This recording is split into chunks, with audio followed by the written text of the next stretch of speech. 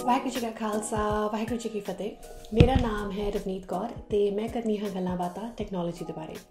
ते अज मैं तुहाडे नाल गल करना चाहनी हाँ कि इंडिया दे विच की लीगल स्टैटस हैगा है बिटकॉइन बाइंग ते ट्रेडिंग ते सैलिंग दा ते क्रिप्टो करेंसी दा भी की पॉसिबल टैक्स इंप्लीकेशनस हो सकते ने। इंडिया विच बिटकॉइन नूं लैके क्यों इन्नी कन्फ्यूजन हैगी है ते बिटकॉइन की जी स्टार्टअप दुनिया हैगी है सॉरी इंडिया की जी स्टार्टअप दुनिया है उहदे उत्ते ए कन्फ्यूजन का की असर होया। So let's find out. So सब तो पहला हुणे बिटकॉइन दे बाइंग सैलिंग ते ट्रेडिंग का हुणे की लीगल स्टैटस है। As of right now India का हुणे करंट लॉ ना ही ਉਹ ਬਿਟਕੋਇਨ ਨੂੰ ਰੈਗੂਲੇਟ ਉਹਨਾਂ ਨੇ ਕੀਤਾ ਹੈ ਤੇ ਨਾ ਹੀ ਉਹਨਾਂ ਨੇ ਬਿਟਕੋਇਨ ਨੂੰ ਬੈਨ ਕੀਤਾ ਹੈ। ਤੇ ਇਹਦਾ ਮਤਲਬ ਇਹ ਹੈ ਕਿ ਨਾ ਹੀ ਬਿਟਕੋਇਨ ਦੇ ਉਹਨਾਂ ਨੇ ਕਾਨੂੰਨ ਬਣਾਏ ਨੇ ਕਿ ਇਹ ਲੀਗਲ ਟੈਂਡਰ ਹੈਗਾ ਹੈ ਤੇ ਨਾ ਹੀ ਉਹਨਾਂ ਨੇ ਇਹ ਕਿਹਾ ਹੈ ਕਿ ਬਿਟਕੋਇਨ ਤੇ ਕੰਪਲੀਟਲੀ ਬੈਨ ਹੈ ਤੇ ਲੋਕੀ ਉਹਨਾਂ ਦੇ ਸਿਟੀਜ਼ਨਸ ਇੰਡੀਆ ਦੇ ਬਿਟਕੋਇਨ ਖਰੀਦ ਨਹੀਂ ਸਕਦੇ।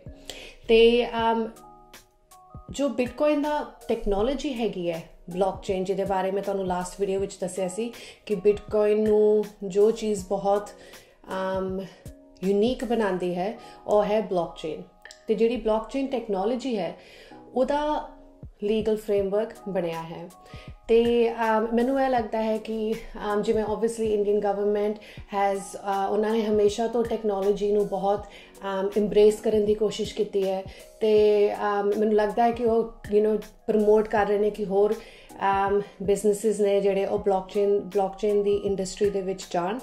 पर मैनू यह भी लगता है कि शायद बिकॉज बिटकॉइन हुणे एक नवा कॉन्सैप्ट हैगा नॉट ओनली इंडिया दे विच पर पूरी दुनिया दे विच। ते उहदे नाल हुणे जिवें हुण इन्ने सारे केसिस आए ने दुनिया दे विच ते रिस्क्स भी हो सकते हैं।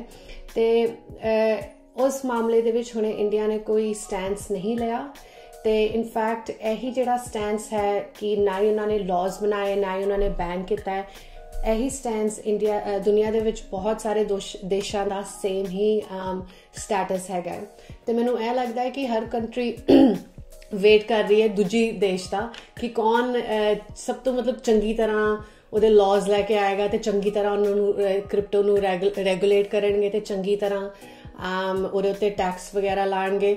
ਤੇ ਉਹ ਜਿਹੜਾ ਪਰਫੈਕਟ ਲੀਗਲ ਫਰੇਮਵਰਕ ਹੈਗਾ ਉਹ ਹੁਣੇ ਮੈਨੂੰ ਜੋ ਫੀਲ ਹੁੰਦਾ ਹੈ ਕਿ ਸਾਰੇ ਦੇਸ਼ ਇੱਕ ਦੂਜੇ ਦੇ ਵੱਲ ਵੇਖ ਰਹੇ ਨੇ ਕਿ ਕੌਣ ਕਰੇਗਾ।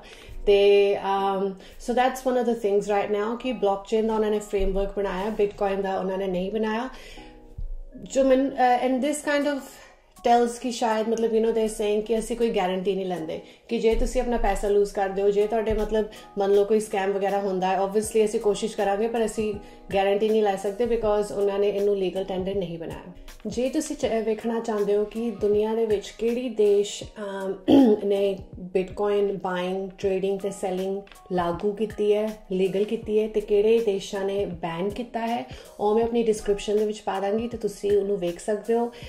वैसे तुसी आप भी गूगल कर सकते हो कि किहड़ी कंट्रीज बैन ने ते इहदे नाल तुहानूं you'll get an idea कि ग्लोबल स्कोप दे विच किहड़ियां कंट्रीज ने जिहड़ियां टैक्नोलॉजी नूं इंब्रेस कर रहे हैं उन्होंने प्रमोट कर रहे हैं तो किहड़े देश ने जिहड़े थोड़े उन्होंने जिवें एकदम सख्त बैन लाता है। हुण जिवें कि मैं तुहानूं कहा कि जिहड़ा कॉन्सैप्ट है बिटकॉइन का वह बहुत नवा है इंडिया दे विच ते इस करके उहदे कोई टैक्स से भी उन्होंने इन्ने हुणे कोई रूल्स या गाइडलाइनस नहीं बनाए। तो जे मान लो बिटकॉइन लीगल टेंडर करते हैं तो कुछ जिहड़े तुहाडे टैक्स इंप्लीकेशनस हो सकते हैं वह मतलब कि किहो जे तुहाडे टैक्स दे गाइडलाइनस आ सकते हैं। शायद तुहाडी बिटकॉइन जे तुसीं बिटकॉइन माइनिंग कर रहे हो बिटकॉइन माइनिंग का फार्म है या बिटकॉइन माइनिंग कर रहे हो उहदे उत्ते शायद टैक्स करन या शायद जे तुसीं बिटकॉइन नूं एज एन इन्वेस्टमेंट फड़ के तुसीं फड़िया होया जिवें ते जे उहनूं तुसीं एक्सचेंज दे विचों या उहनूं तुसीं INR दे विच कन्वर्ट कर दिओ उहदे उत्ते ਉਹ टैक्स ला सकते हैं। या जे तुसीं बिटकॉइन नूं एज अ पेमेंट यूज़ कर रहे हो ਐਜ਼ ਐਨ ਐਕਸਚੇਂਜ ਫॉर ਜੇ ਤੁਸੀਂ ਕਿਸੇ ਦੀ ਸਰਵਿਸ ਖਰੀਦ ਰਹੇ ਹੋ ਜਾਂ ਕੋਈ ਚੀਜ਼ ਖਰੀਦ ਰਹੇ ਹੋ ਤੇ ਬਿਟਕੋਇਨ ਨੂੰ ਐਜ਼ ਅ ਪੇਮੈਂਟ ਕਰ ਰਹੇ ਹੋ ਤੇ ਉਹਦੇ ਉੱਤੇ ਵੀ ਟੈਕਸ ਲੱਗ ਸਕਦਾ ਹੈ। ਤੇ ਹੁਣੇ ਇਹ ਜਿਹੜੇ ਟੈਕਸ ਮੈਂ ਤੁਹਾਨੂੰ ਇੰਪਲੀਕੇਸ਼ਨਸ ਦੱਸੇ ਨੇ ਇਹ ਦੇ ਆਰ ਨਾਟ ਲੀਗਲ, ਉਹ ਹੁਣੇ ਇਨਫੋਰਸਡ ਨਹੀਂ ਹੈ। ਇਹ ਮੈਂ ਤੁਹਾਨੂੰ ਸਿਨਾਰੀਓਜ਼ ਦੱਸ ਰਹੀ ਹਾਂ, ਕੇਸਿਸ ਦੱਸ ਰਹੀ ਹਾਂ ਜਿੱਥੇ ਜਿੱਥੇ ਟੈਕਸ ਹੁਣੇ ਲੱਗ ਸਕਦਾ ਹੈ। ਰਿਮੈਂਬਰ ਇੰਡੀਆ ਦੇ ਵਿੱਚ ਬਿਟਕੋਇਨ ਤੇ ਕ੍ਰਿਪਟੋ ਬਾਇੰਗ ਸੈਲਿੰਗ ਟ੍ਰੇਡਿੰਗ ਤੇ ਬੈਨ ਨਹੀਂ ਹੈਗਾ ਤੇ ਨਾ ਹੀ ਹੁਣੇ ਕੋਈ ਉਹਨਾਂ ਦੇ ਟੈਕਸ ਇੰਪਲੀਕੇਸ਼ਨਸ ਦਾ ਨਾ ਕੋਈ ਫਰੇਮਵਰਕ ਆਇਆ ਹੈ। ਸੋ ਬਿਟਕੋਇਨ ਨੂੰ ਲੈ ਕੇ ਇੰਡੀਆ ਦੇ ਵਿੱਚ ਇੰਨਾ ਕਿਉਂ ਕਨਫਿਊਜ਼ਨ ਤੇ ਡਰ ਵੀ ਹੈਗਾ ਹੈ ਕਿ ਜੇ ਅਸੀਂ ਖਰੀਦੀਏ ਤੇ ਸ਼ਾਇਦ ਉਹਦੇ 'ਤੇ ਪਤਾ ਨਹੀਂ ਬੈਨ ਹੈ ਜਾਂ ਨਹੀਂ ਹੈਗਾ, ਇਹ ਕਨਫਿਊਜ਼ਨ ਕਿਉਂ ਹੈਗਾ? ਬੇਸਿਕਲੀ ਜਿਵੇਂ ਮੈਂ ਤੁਹਾਨੂੰ ਦੱਸਿਆ ਸੀ ਕਿ 2017 ਦੇ ਵਿੱਚ ਬਿਟਕੋਇਨ ਦਾ ਪ੍ਰਾਈਸ ਬਹੁਤ ਵੱਧ ਗਿਆ ਸੀ। ਉਸ ਕਾਰਨ ਬਿਟਕੋਇਨ ਨਿਊਜ਼ ਦੇ ਵਿੱਚ ਆਉਣਾ ਉਹਨੇ ਬਹੁਤ ਸ਼ੁਰੂ ਕਰਤਾ ਤੇ ਲੋਕਾਂ ਨੂੰ ਹੋਰ ਉਹਦੇ ਬਾਰੇ ਪਤਾ ਲੱਗਣਾ ਸ਼ੁਰੂ ਹੋ ਗਿਆ। ਤੇ ਜਿਵੇਂ ਲੋਕਾਂ ਨੂੰ ਬਿਟਕੋਇਨ ਦੇ ਬਾਰੇ ਹੋਰ ਪਤਾ ਲੱਗਣਾ ਸ਼ੁਰੂ ਹੋਇਆ, ਹੋਰ ਲੋਕਾਂ ਨੇ ਬਿਟਕੋਇਨ ਖਰੀਦਿਆ, ਹੋਰ ਦੀ ਪ੍ਰਾਈਸ ਗਈ, ਹੋਰ ਲੋਕਾਂ ਨੂੰ ਪਤਾ ਲੱਗਿਆ, ਹੋਰ ਲੋਕਾਂ ਨੇ ਬਿਟਕੋਇਨ ਖਰੀਦੀ ਤੇ ਇੱਦਾਂ ਬਿਟਕੋਇਨ ਦਾ ਜਿਹੜਾ ਪ੍ਰਾਈਸ ਵੱਧਦਾ ਗਿਆ। ਤੇ ਓਬਵੀਅਸਲੀ ਮੀਡੀਆ ਦੇ ਵਿੱਚ ਇੰਨਾ ਸ਼ੁਰੂ ਕਰਤਾ ਤੇ ਲੋਕਾਂ ਨੂੰ ਇੰਨਾ ਇੰਟਰਸਟ ਸੀਗਾ ਕਿ ਇਹ ਬਿਟਕੋਇਨ ਹੈ ਕੀ। ਜਿਵੇਂ ਤੁਹਾਨੂੰ ਵੀ ਜਦੋਂ ਪਤਾ ਲੱਗਿਆ ਹੋਣਾ, ਆਈ ਐਮ ਸ਼ੋਰ ਤੁਸੀਂ ਵੀ ਸੋਚਿਆ ਹੋਣਾ ਪਰ ਇਹ ਹੈ ਕੀ, ਮਤਲਬ ਇਹਦੇ ਵਿੱਚ ਇੰਨਾ ਪੈਸਾ ਕਿਉਂ ਹੈਗਾ ਹੈ? ਹਾਂ, ਸਕੈਮਸ ਵੀ ਨੇ, ਇਲੀਗਲ ਐਕਟੀਵਿਟੀ ਵੀ ਹੈਗੀ, ਪਰ ਪੈਸਾ ਕਿਉਂ ਹੈਗਾ ਹੈ? ਤੇ ਜਿਵੇਂ ਲੋਕਾਂ ਦਾ ਜਿਵੇਂ ਇੰਟਰਸਟ ਵੱਧਦਾ ਗਿਆ ਤੇ ਉਸ ਕਾਰਨ ਬਹੁਤ ਸਾਰੇ ਜਿਹੜੇ ਨੇ ਸਕੈਮਸ ਆਉਣੇ ਸ਼ੁਰੂ ਹੋ ਗਏ। ਹੁਣ ਜਿਹੜੇ ਸਕੈਮਰਸ ਨੇ ਰਾਈਟ, ਜਿਹੜੇ ਬਿਟਕੋਇਨ ਦੇ ਸਕੈਮਰਸ ਜਿਹੜੇ ਇੰਡੀਆ ਵਿੱਚ ਬਹੁਤ ਆਏ। ਮੈਂ ਹੁਣ ਜਦੋਂ ਇਹ ਵੀਡੀਓ ਦੀ ਮੈਂ ਰਿਸਰਚ ਕਰ ਰਹੀ ਸੀ ਲਾਜ਼ ਦੇ ਉੱਤੇ ਤੇ ਆਈ ਵਾਜ਼ ਸੋ ਸ਼ੌਕਡ ਕਿ ਮੈਂ ਕਿੰਨੇ ਸਾਰੇ ਕੇਸਿਸ ਵੇਖੇ ਬਿਟਕੋਇਨ ਦੇ ਸਕੈਮਸ ਦੇ ਜਿਹੜੇ ਇੰਡੀਆ ਵਿੱਚ ਚੱਲੇ ਸੀ। ਤੇ ਹੁਣ ਤੁਸੀਂ ਇਹਦੇ ਬਾਰੇ ਸੋਚੋ, ਜਿਹੜਾ ਸਕੈਮਰ ਹੈ ਬਿਟਕੋਇਨ ਦਾ, ਉਹਨਾਂ ਲਈ ਇਹ ਕੇਸ ਇੰਨਾ ਵਧੀਆ ਹੈ, ਇਹ ਪੂਰਾ ਸਿਨਾਰੀਓ, ਇਹ ਪੂਰਾ ਕੇਸ ਉਹਨਾਂ ਲਈ ਇੰਨਾ ਵਧੀਆ ਹੈ ਬਿਕੋਜ਼ ਜਿਵੇਂ ਮੈਂ ਤੁਹਾਨੂੰ ਦੱਸਿਆ ਸੀ ਕਿ ਜੇ ਤੁਸੀਂ ਬਿਟਕੋਇਨ ਟ੍ਰਾਂਸਫਰ ਕਰਦੇ ਹੋ, ਠੀਕ ਹੈ, ਤੇ ਉਹ ਟ੍ਰਾਂਸਫਰ ਤੁਹਾਨੂੰ ਵਾਪਸ ਨਹੀਂ ਆ ਸਕਦੀ, ਨੰਬਰ 1। ਨੰਬਰ 2 ਕਿ ਜਿਹੜੀ ਮੈਂ ਤੁਹਾਨੂੰ ਦੱਸਿਆ ਸੀ ਕਿ ਵੈਸੇ ਹੀ ਸਾਨੂੰ ਆਈਡੈਂਟੀਟੀ ਦਾ ਇੰਨਾ ਨਹੀਂ ਪਤਾ, ਕਿ ਸਾਨੂੰ ਸਿਰਫ ਵਾਲਟ ਐਡਰੈਸ ਪਤਾ ਹੁੰਦਾ ਹੈ ਆਈਡੈਂਟੀਟੀ ਦੇ ਵਿੱਚ, ਹੋਰ ਸਾਨੂੰ ਇੰਨਾ ਦੂਜੇ ਬੰਦੇ ਬਾਰੇ ਨਹੀਂ ਪਤਾ। ਜੇ ਅਸੀਂ ਉਹਨਾਂ ਨੂੰ ਨਹੀਂ ਜਾਣਦੇ ਤੇ ਸਿਰਫ ਸਾਨੂੰ ਉਹਨਾਂ ਦਾ ਵਾਲਟ ਐਡਰੈਸ ਪਤਾ ਹੈ। ਤੇ ਹੁਣ ਉਸ ਕਾਰਨ ਆਈਡੈਂਟੀਟੀ ਦੇ ਕਾਰਨ ਇਹ ਸਕੈਮਰਸ ਹੋਰ ਵੀ ਔਖਾ ਹੋ ਗਿਆ ਇਹਨਾਂ ਨੂੰ ਲੱਭਣਾ। ਜੇ ਮੰਨ ਲਓ ਕਿ ਤੁਹਾਡਾ ਸਕੈਮਰ ਤੁਹਾਨੂੰ ਸਕੈਮ ਕਰਦਾ, ਬਿਟਕੋਇਨ ਲੈ ਜਾਂਦਾ ਹੈ, ਨਾ ਹੀ ਤੁਸੀਂ ਕੌਣ ਹੁਣ ਤੁਹਾਡੀ ਮਦਦ ਕਰੇਗਾ ਉਹ ਰਿਕਵਰ ਕਰਨ ਦੇ ਵਿੱਚ, ਨਾ ਹੀ ਕਿਸੇ ਨੂੰ ਪਤਾ ਹੈ ਕਿ ਇਹ ਬੰਦਾ ਕੌਣ ਹੈ। ਤੇ ਇਹ ਜਿਹੜਾ ਕੇਸ ਹੈਗਾ ਇਹ ਸਕੈਮਰਸ ਲਈ ਬਹੁਤ ਚੰਗਾ ਬਣ ਗਿਆ। ਤੇ ਉਹਦੇ ਨਾਲ on top of that laws ਵੀ ਇੰਨੇ ਨਹੀਂ ਹੈਗੇ ਸੀ, ਪੂਰੀ ਦੁਨੀਆ ਵਿੱਚ ਹੁਣੇ ਵੀ ਨਹੀਂ ਹੈਗੇ।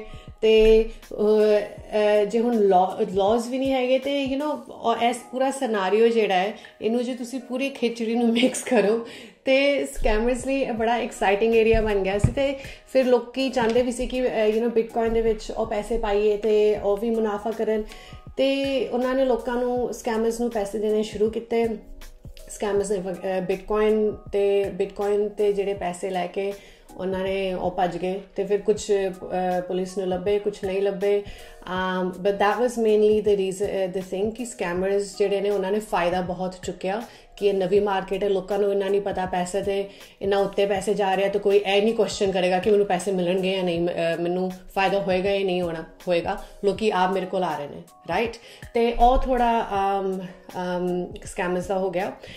ਤੇ ਇਹ ਜਦੋਂ ਸਕੈਮਰਸ ਇੰਨੇ ਆਏ, ਇਹਦੇ ਨਾਲ ਕੀ ਹੋਇਆ? ਇਹਦੇ ਨਾਲ ਜਿਹੜੀ ਸਟਾਰਟਅਪ ਦੁਨੀਆ ਹੈ ਇੰਡੀਆ ਦੀ, ਜਿਹੜੀ ਸਟਾਰਟਅਪ ਵਰਲਡ ਹੈ, ਉਹਨਾਂ ਦੇ ਉੱਤੇ ਬਹੁਤ ਅਸਰ ਹੋਇਆ। ਤੇ ਇਹ ਸਾਰੇ ਕਨਫਿਊਜ਼ਨ ਕਾਰਨ ਕੀ ਹੋਇਆ ਕਿ ਜਿਹੜੇ ਲੋਕੀ ਨੇ, ਉਹਨਾਂ ਦੀ ਜਿਹੜੀ ਪਰਸੈਪਸ਼ਨ ਹੈ ਬਿਟਕੋਇਨ ਦੇ ਬਾਰੇ, ਉਹ ਸਿਰਫ ਸਕੈਮ ਰਿਲੇਟਿਡ ਤੇ ਇਲੀਗਲ ਐਕਟੀਵਿਟੀ ਰਿਲੇਟਿਡ ਬਣ ਗਈ। ਜਦੋਂ ਵੀ ਉਹ ਫਿਰ ਸਭ ਨੂੰ ਇਹ ਲੱਗਿਆ ਕਿ ਬਿਟਕੋਇਨ ਹੁਣ ਸਿਰਫ ਸਕੈਮ ਹੈ ਤੇ ਬਿਟਕੋਇਨ ਸਿਰਫ ਇਲੀਗਲ ਐਕਟੀਵਿਟੀ ਹੈ। ਬਿਕੋਜ਼ ਜਿਵੇਂ ਦੂਜੇ ਦੇਸ਼ਾਂ ਨੇ ਬਿਟਕੋਇਨ ਤੇ ਜਿਹੜੀ ਉਹਦੀ ਟੈਕਨੋਲੋਜੀ ਹੈ ਬਲੌਕਚੇਨ ਨੂੰ, ਉਹਨੂੰ ਇੰਨਾ ਐਮਬਰੇਸ ਕਰਕੇ ਉਹਨਾਂ ਨੇ ਇੱਕ ਪੂਰੀ ਨਵੀਂ ਇੰਡਸਟਰੀ ਬਣਾਤੀ ਹੈ। ਉਹ ਜਿਹੜੀ ਸਾਈਡ ਹੈ ਬਿਟਕੋਇਨ ਦੀ, ਉਹ ਬਲੌਕਚੇਨ ਨੇ ਇੰਨੀ ਨਹੀਂ ਵੇਖੀ।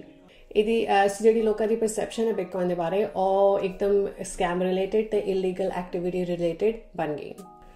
ਹੁਣ ਜਿਹੜੀ ਦੂਜੀ ਚੀਜ਼ ਹੈ ਜਿਹਦੇ ਨਾਲ ਹੋਰ ਕਨਫਿਊਜ਼ਨ ਹੋ ਗਈ ਲੋਕਾਂ ਨੂੰ, ਵਾਜ਼ RBI the order, RBI meaning reserve bank of India, ਉਹਨਾਂ ਨੇ April 2018 ਵਿੱਚ ਇੱਕ ਆਰਡਰ ਇਸ਼ੂ ਕੀਤਾ। ਉਹਨਾਂ ਨੇ ਆਰਡਰ ਕੀਤਾ ਕਿ ਜਿੰਨੇ ਵੀ ਬੈਂਕ ਨੇ ਉਹਨਾਂ ਦੇ ਉੱਤੇ ਬੈਨ ਲਾਤਾ ਕਿ ਤੁਸੀਂ ਆਪਣੇ ਜਿਹੜੇ ਸਾਡੇ ਬੈਂਕ ਦੇ ਸਰਵਿਸਿਜ਼ ਨੇ, ਜਿਵੇਂ ਅਕਾਊਂਟ ਖੋਲ੍ਹਣਾ, ਬਿਜ਼ਨਸ ਦੇ ਲਈ ਅਕਾਊਂਟ ਖੋਲ੍ਹਣਾ, ਉਹ ਅਸੀਂ ਸਰਵਿਸਿਜ਼ ਕ੍ਰਿਪਟੋ ਦੇ ਜਿਹੜੇ ਸਟਾਰਟਅਪਸ ਨੇ ਜਾਂ ਜਿਹੜੇ ਕ੍ਰਿਪਟੋ ਦੇ ਕੰਪਨੀਜ਼ ਨੇ, ਜਿਵੇਂ ਬਿਟਕੋਇਨ ਦਾ ਐਕਸਚੇਂਜ ਹੋ ਗਿਆ, ਕੋਈ ਇਨਵੈਸਟਮੈਂਟ ਕੰਪਨੀ ਹੋ ਗਈ, ਉਹਨਾਂ ਨੂੰ ਅਸੀਂ ਆਪਣੇ ਸਰਵਿਸਿਜ਼ ਨਹੀਂ ਦੇਣੇ, ਤੇ ਉਹਨਾਂ ਦੇ ਉੱਤੇ ਬੈਨ ਲਾਤਾ। ਤੇ ਜਦੋਂ ਸਾਰੇ ਬੈਂਕਸ ਨੇ ਇਹ ਕ੍ਰਿਪਟੋ ਬਿਜ਼ਨਸਿਸ ਦੇ ਅਕਾਊਂਟ ਕੈਂਸਲ ਕਰਤੇ, ਤੇ ਇਹ ਜਿਹੜੀਆਂ ਵੀ ਨਵੀਂ ਸਟਾਰਟਅਪਸ ਜਿਹੜੀਆਂ ਹੁਣ ਕ੍ਰਿਪਟੋ ਦੀਆਂ ਤੇ ਬਿਟਕੋਇਨ ਦੀਆਂ ਜਿਹੜੀਆਂ ਸਟਾਰਟਅਪਸ ਆ ਰਹੀਆਂ ਸੀ ਇੰਡੀਆ ਵਿੱਚ, ਜਿਹੜੀਆਂ ਉਭਰਨੀਆਂ ਸ਼ੁਰੂ ਹੋ ਗਈਆਂ ਸੀਗੀਆਂ, ਉਹ ਸਾਰੇ ਮੋਸਟ ਆਫ ਦੈਮ ਉਹਨਾਂ ਨੂੰ ਬੰਦ ਹੋਣਾ ਪਿਆ, ਕਿਉਂਕਿ ਇੱਕ ਤੇ ਲੋਕਾਂ ਵਿੱਚ ਡਰ ਫੈਲ ਗਿਆ ਕਿ RBI ਨੇ ਬੈਨ ਕਰਤਾ ਹੈ। ਠੀਕ ਹੈ, ਉਹਨਾਂ ਨੇ ਬੈਂਕਸ ਨੂੰ ਕਹਿਤਾ ਹੈ ਕਿ ਇੱਦਾਂ ਨਾ ਕਰੋ, ਉਹਨਾਂ ਨੂੰ ਇਹ ਬਿਜ਼ਨਸਿਸ ਦੇ ਨਾਲ ਡੀਲ ਨਾ ਕਰੋ, ਤੇ ਕੋਈ ਵੀ ਫਿਰ ਲੋਕਾਂ ਨੇ ਐਕਸਚੇਂਜਸ ਤੋਂ ਲੈਣਾ ਬੰਦ ਕਰਤਾ। ਤੇ ਨਾਲੇ ਲੋਕਾਂ ਨੂੰ ਡਰ ਸੀ ਕਿ ਜੇ ਅਸੀਂ ਆਪਣਾ ਪੈਸਾ ਪਾਉਂਦੇ ਹਾਂ ਬਿਟਕੋਇਨ ਦੇ ਵਿੱਚ ਇਹ ਐਕਸਚੇਂਜ ਦੇ ਨਾਲ, ਤੇ ਸਾਨੂੰ ਵਾਪਸ ਰੁਪੀਜ਼ ਦੇ ਵਿੱਚ ਕਿਵੇਂ ਮਿਲੇਗਾ ਪੈਸਾ, ਕਿਉਂਕਿ ਬੈਂਕਸ ਤੇ ਹੁਣ ਸਾਡਾ ਚੇਂਜ ਨਹੀਂ ਕਰ ਰਹੇ ਬਿਟਕੋਇਨ ਟੂ INR, ਉਹ ਨਹੀਂ ਕਰ ਰਹੇ, ਤੇ ਉਹ ਵੀ ਲੋਕਾਂ ਨੂੰ ਡਰ ਸੀਗਾ ਕਿ ਉਹਨਾਂ ਦਾ ਪੈਸਾ ਕਿਤੇ ਫਸ ਨਾ ਜਾਏ। ਤੇ ਜਿਹੜਾ ਇਹ RBI ਆਰਡਰ ਦਾ ਬੈਨ ਆਇਆ ਸੀਗਾ, ਇਸ ਗੱਲ ਨੂੰ ਮੀਡੀਆ ਨੇ ਵੀ ਬਹੁਤ ਚੱਕਤਾ ਕਿ ਬੈਨ ਹੋ ਗਿਆ, ਤੇ ਉਸ ਕਾਰਨ ਇਹ ਮਾਹੌਲ ਫਿਰ ਫੈਲ ਗਿਆ ਕਿ ਪੂਰਾ ਬਿਟਕੋਇਨ ਬਾਇੰਗ, ਟ੍ਰੇਡਿੰਗ ਤੇ ਸੈਲਿੰਗ ਹਰ ਚੀਜ਼ ਦੇ ਉੱਤੇ ਬੈਨ ਹੈ। ਹਾਲਾਂਕਿ RBI ਨੇ ਜਿਹੜਾ ਉਹਨਾਂ ਨੇ ਆਰਡਰ ਇਸ਼ੂ ਕੀਤਾ ਸੀ, ਉਹਨਾਂ ਨੇ ਬੈਂਕ ਨੂੰ ਇਸ਼ੂ ਕੀਤਾ ਸੀ, ਉਹਨਾਂ ਨੇ ਨਾਲ ਗਵਰਨਮੈਂਟ ਨੂੰ ਵੀ ਇਨਕਰੇਜ ਕੀਤਾ ਸੀ ਕਿ ਤੁਸੀਂ ਪਲੀਜ਼ ਬੈਨ ਲਾ ਦਿਓ। ਕੋਈ ਵੀ ਜਿਵੇਂ ਕੰਪਨੀ ਜੇ ਕੋਈ ਖੋਲ੍ਹਣਾ ਚਾਹੁੰਦੇ ਇੰਡੀਆ ਦੇ ਵਿੱਚ, ਜਿਹੜੇ ਲੋਕਾਂ ਨੂੰ ਇਨਕਰੇਜ ਕਰ ਰਹੇ ਕਿ ਬਿਟਕੋਇਨ ਖਰੀਦੋ, ਇੱਦਾਂ ਉਹਨਾਂ ਨੂੰ ਵੀ ਤੁਸੀਂ ਮਨਾ ਕਰੋ, ਪਰ ਉਹਨਾਂ ਨੇ ਇਨਕਰੇਜ ਕੀਤਾ ਸੀ, ਇੱਦਾਂ ਕਦੀ ਕੁਝ ਹੋਇਆ ਨਹੀਂ। ਪਰ ਮੈਂ ਤੁਹਾਨੂੰ ਇੱਕ ਗੱਲ ਦੱਸਣਾ ਚਾਹੁੰਦੀ ਹਾਂ ਕਿ ਜਿਹੜਾ ਇਹ ਬੈਨ ਦਾ ਆਰਡਰ ਆਇਆ ਸੀ RBI ਵੱਲੋਂ, ਇਹ ਓਫੀਸ਼ੀਅਲ ਬੈਨ ਨਹੀਂ ਸੀਗਾ, ਇਹ ਸਿਰਫ RBI ਵੱਲੋਂ ਆਇਆ ਸੀ। ਇਹ ਜਿਹੜਾ ਆਰਡਰ ਸੀ ਇਹ ਲੀਗਲ ਨਹੀਂ ਸੀਗਾ, ਇਹ ਸੁਪਰੀਮ ਕੋਰਟ ਵੱਲੋਂ ਨਹੀਂ ਆਇਆ, ਇਹ ਨਾ ਹੀ ਇੰਡੀਅਨ ਗਵਰਨਮੈਂਟ ਦੇ ਵੱਲੋਂ ਆਰਡਰ ਆਇਆ, ਇਹ ਸਿਰਫ RBI ਦੇ ਵੱਲੋਂ ਸੀਗਾ। ਫਿਰ ਓਬਵੀਅਸਲੀ ਜਦੋਂ ਇਹ ਬੈਨ ਹੋਇਆ ਬੈਂਕਸ ਦੇ ਉੱਤੇ, ਜਿਹੜਾ RBI ਨੇ ਬੈਨ ਲਾਇਆ ਕਿ ਤੁਸੀਂ ਕ੍ਰਿਪਟੋ ਕੰਪਨੀਜ਼ ਦੇ ਨਾਲ ਕੰਮ ਨਹੀਂ ਕਰਨਾ, ਔਰ ਕ੍ਰਿਪਟੋ ਕੰਪਨੀਜ਼ 'ਤੇ ਇੰਨਾ ਅਸਰ ਹੋਇਆ ਇੰਡੀਆ ਦੀ ਜਿਹੜੀ, ਕਿਉਂਕਿ ਉਹਨਾਂ ਨੂੰ ਬੰਦ ਹੋਣਾ ਪਿਆ, ਹੋਰ ਹੁਣ ਉਹ ਬਿਜ਼ਨਸ ਹੀ ਨਹੀਂ ਕਰ ਸਕਦੇ। ਤੇ ਜਿਹੜੇ ਹੋਰ ਵੀ ਕ੍ਰਿਪਟੋ ਕਮਿਊਨਿਟੀ ਤੇ ਬਿਟਕੋਇਨ ਦੇ ਵਿੱਚ ਜਿਹੜੇ ਲੋਕੀ ਸੀ, ਜਿਹੜੇ ਚਾਹੁੰਦੇ ਸੀ ਕਿ ਅਸੀਂ ਵੇਖਣਾ ਚਾਹੁੰਦੇ ਹਾਂ ਟੈਕਨੋਲੋਜੀ ਤਰੱਕੀ ਕਰੇ ਇੰਡੀਆ ਦੇ ਵਿੱਚ, ਉਹ ਸਭ ਨੇ ਮਿਲ ਕੇ ਫਿਰ ਕੇਸ ਜਿਵੇਂ ਕੀਤਾ RBI ਤੇ ਉਹਨਾਂ ਨੂੰ ਸੁਪਰੀਮ ਕੋਰਟ ਦੇ ਵੱਲ ਲੈ ਗਏ, ਤੇ ਆਈ ਥਿੰਕ 2 ਸਾਲ ਇਹ ਕੇਸ ਚੱਲਿਆ, ਤੇ ਹੁਣੇ ਨਤੀਜਾ ਹੁਣੇ ਹੀ ਨਿਕਲਿਆ ਜਨਵਰੀ ਦੇ ਵਿੱਚ ਇਸ ਸਾਲ, ਤੇ ਹੁਣ ਮਤਲਬ 6 ਮਹੀਨੇ ਪਹਿਲਾਂ ਨਿਕਲਿਆ ਨਤੀਜਾ, ਜਿਹਦੇ ਵਿੱਚ ਜਿਹੜੇ ਕ੍ਰਿਪਟੋ ਕਮਿਊਨਿਟੀ ਹੈ, ਜਿਹੜੀ ਬਿਟਕੋਇਨ ਦੀ ਕਮਿਊਨਿਟੀ ਹੈਗੀ ਇੰਡੀਆ ਵਿੱਚ, ਉਹ ਜਿੱਤ ਗਏ। ਤੇ ਉਹਨਾਂ ਨੇ RBI ਨੂੰ ਆਰਡਰ ਕੀਤਾ ਕਿ ਤੁਸੀਂ ਇਹ ਜਿਹੜਾ ਬੈਨ ਲਾਇਆ ਇਹਨੂੰ ਤੁਸੀਂ ਹੁਣ ਲਿਫਟ ਕਰੋ, ਹੁਣ ਬੈਂਕਸ ਦੇ ਉੱਤੇ ਕੋਈ ਬੈਨ ਨਹੀਂ ਹੈਗਾ, ਤੇ ਇਹ ਜਿਹੜਾ ਹੁਣ ਰੀਅਲ ਜਿਹੜਾ ਉਹਨਾਂ ਨੇ ਲਾਅ ਪਾਸ ਕੀਤਾ ਹੈ ਕਿ ਹੁਣ ਬੈਨ ਨਹੀਂ ਹੈਗਾ। ਪਰ ਹੁਣੇ ਵੀ ਮੈਂ ਜਿਵੇਂ ਤੁਹਾਨੂੰ ਕਿਹਾ ਕਿ ਬਿਟਕੋਇਨ ਦੇ ਉੱਤੇ ਹੁਣੇ ਵੀ ਕੋਈ ਲੀਗਲ ਫਰੇਮਵਰਕ ਨਹੀਂ ਹੈਗਾ। ਸੋ ਗਾਇਜ਼ ਓਬਵੀਅਸਲੀ ਇਹ ਬਹੁਤ ਹੀ ਇੰਪੋਰਟੈਂਟ ਇਸ਼ੂ ਸੀ, ਟੌਪਿਕ ਸੀਗਾ ਜਿਹੜਾ ਮੈਂ ਕਵਰ ਕਰਨਾ ਚਾਹੁੰਦੀ ਸੀ, ਤਾਂ ਕਿ ਤੁਹਾਨੂੰ ਪਤਾ ਲੱਗੇ ਕਿ ਕਨਫਿਊਜ਼ਨ ਕਿਉਂ ਸੀ ਤੇ ਕੀ ਐਕਚੁਅਲ ਦੇ ਵਿੱਚ ਲੀਗਲ ਸਟੇਟਸ ਹੈਗਾ ਬਿਟਕੋਇਨ ਦਾ ਇੰਡੀਆ ਦੇ ਵਿੱਚ। ਤੇ ਜਸਟ ਟੂ ਕੰਕਲੂਡ, ਕੋਈ ਬੈਨ ਨਹੀਂ ਹੈਗਾ ਬਿਟਕੋਇਨ ਦੇ ਉੱਤੇ, ਨਾ ਹੀ ਕ੍ਰਿਪਟੋ ਕਰੰਸੀਜ਼ ਦੇ ਉੱਤੇ, buying, selling, trading, Bitcoin mining, no ban. Legal tender, it's not a legal tender, but there's also no ban, which means कि government is basically saying कि ऐसी कोई responsibility नहीं लेंदे, ते यही जेड़ा stance है बहुत सारी countries ने लिया है।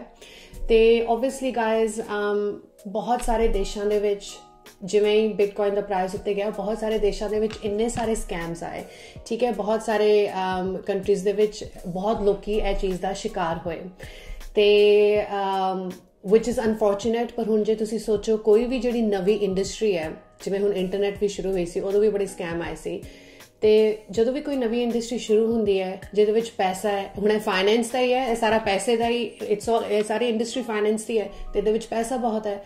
ते ਨਾਲ ਜੇ ਹੁਣ ਤੁਸੀਂ ਇਹ ਵੀ ਸੋਚੋ ਕਿ ਉਹਦੇ ਹੁਣੇ ਕੋਈ ਦੇਸ਼ ਨੇ ਲਾਜ਼ ਵੀ ਨਹੀਂ ਬਣਾਏ ਨੇ, ਲੋਕਾਂ ਨੂੰ ਇੰਨੀ ਜਾਣਕਾਰੀ ਨਹੀਂ ਇਹਦੇ ਬਾਰੇ, ਤੇ ਫਿਰ ਕੁਝ ਸੀਗੇ ਖਰਾਬ ਲੋਕੀ ਜਿਨ੍ਹਾਂ ਨੇ ਉਸ ਚੀਜ਼ ਦਾ ਫਾਇਦਾ ਚੁੱਕਿਆ ਤੇ ਲੋਕਾਂ ਦਾ ਪੈਸਾ ਚੋਰੀ ਕੀਤਾ ਉਹਨਾਂ ਨੇ, ਤੇ ਪਰ ਮੈਂ ਇਹ ਤੁਹਾਨੂੰ ਕਹਿਣਾ ਚਾਹੁੰਦੀ ਹਾਂ ਗਾਇਸ ਕਿ ਇਹ ਜਿਹੜੀ ਇੰਡਸਟਰੀ ਹੈ ਇਹਦੇ ਵਿੱਚ ਇੰਨੀ ਜ਼ਿਆਦਾ ਓਪਰਚੁਨਿਟੀ ਹੈ।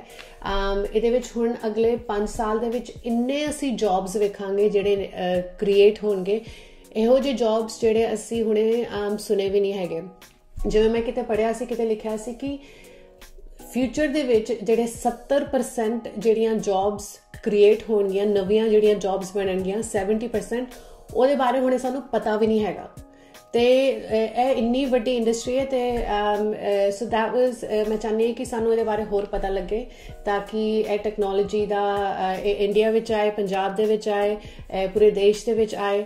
ਤੇ ਜਿਹੜੇ ਐਜੂਕੇਸ਼ਨ ਇੰਨੀ ਪਾਵਰਫੁਲ ਹੈ, ਤੇ ਹੁਣੇ ਜੇ ਤੁਹਾਨੂੰ ਇਹ ਵੀਡੀਓ ਤੋਂ ਕੁਝ ਸਿੱਖਣ ਨੂੰ ਮਿਲਿਆ, ਜੇ ਤੁਹਾਨੂੰ ਬਹੁਤ ਤੁਸੀਂ ਹੁਣ ਜ਼ਿਆਦਾ ਥੋੜੇ ਕਲੀਅਰ ਹੋ ਗਏ ਹੋ ਕਿ ਲਾਜ਼ ਕੀ ਹੈਗੇ ਨੇ ਬਿਟਕੋਇਨ ਦੇ ਬਾਰੇ ਤੇ ਕ੍ਰਿਪਟੋ ਦੇ ਬਾਰੇ ਇੰਡੀਆ ਦੇ ਵਿੱਚ, ਜੇ ਤੁਹਾਡੀ ਕਨਫਿਊਜ਼ਨ ਦੂਰ ਹੋ ਗਈ ਹੈ ਤੇ ਪਲੀਜ਼ ਇਹ ਵੀਡੀਓ ਨੂੰ ਤੁਸੀਂ ਸ਼ੇਅਰ ਜ਼ਰੂਰ ਕਰਿਓ, ਲਾਈਕ ਜ਼ਰੂਰ ਕਰੋ, ਪਲੀਜ਼ ਸਬਸਕ੍ਰਾਈਬ ਕਰੋ ਤਾਂ ਕਿ ਮੈਨੂੰ ਮੈਂ ਹੋਰ ਜਦੋਂ ਵੀਡੀਓਜ਼ ਪਾਵਾਂਗੀ ਤੁਹਾਨੂੰ ਹੋਰ ਤੁਸੀਂ ਕਨੈਕਟਡ ਮੇਰੇ ਨਾਲ ਜੁੜੇ ਰਹੋ।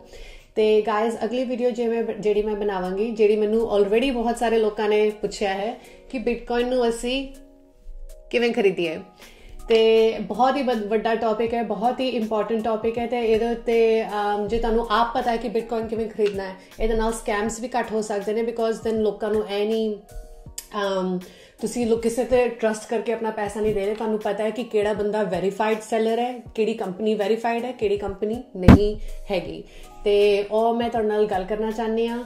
ਤੇ ਗਾਇਜ਼ ਐਜ਼ ਆਲਵੇਜ਼ ਜੇ ਕੋਈ ਕੁਐਸਚਨਸ ਨੇ ਕਮੈਂਟਸ ਦੇ ਵਿੱਚ ਜ਼ਰੂਰ ਪਾਓ ਤੇ ਉਦੋਂ ਤੱਕ ਜੁੜੇ ਰਹੋ। ਵਾਹਿਗੁਰੂ ਜੀ ਕਾ ਖਾਲਸਾ, ਵਾਹਿਗੁਰੂ ਜੀ ਕੀ ਫਤਿਹ।